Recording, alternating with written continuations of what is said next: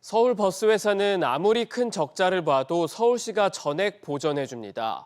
준공영제이기 때문인데요. 지난해 약 9천억 원에 이어서 올해도 벌써 4천억 원을 지원받았습니다.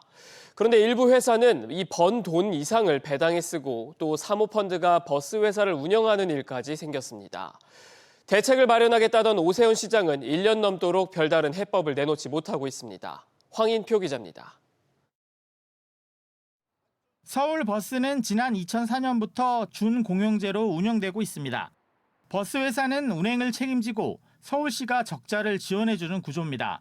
서울 외곽이나 새벽 시간 운행 등 적자가 불가피한 상황에서도 버스의 정상 운행을 위해 지원금이 나가는 겁니다.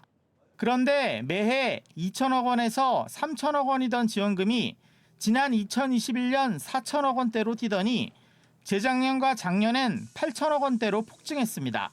코로나로 버스 승객이 줄다 보니 지원금이 늘었다는 게 이유입니다.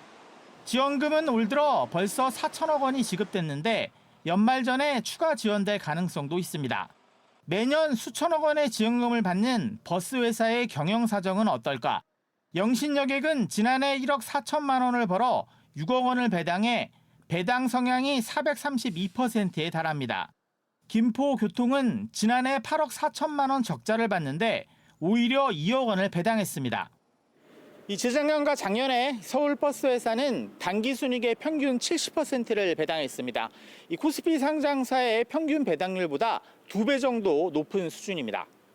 아무리 적자를 보더라도 100% 서울시로부터 보정을 받기 때문에 높은 이윤을 보는 거죠. 그러니까 말 그대로 땅 짓고 헤엄치기입니다. 이런 구조를 보고 차 파트너스란 사모펀드는 지난 2019년부터 서울버스회사 7곳을 인수했습니다.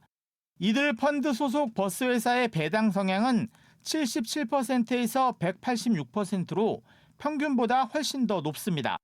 버스회사들의 높은 배당 성향이 문제로 지적받자 오세훈 서울시장은 준공영제가 20년 가까이 흐르면서 이익을 추구하는 사람이 생겼고 장난질 못하도록 하겠다고 밝히기도 했습니다.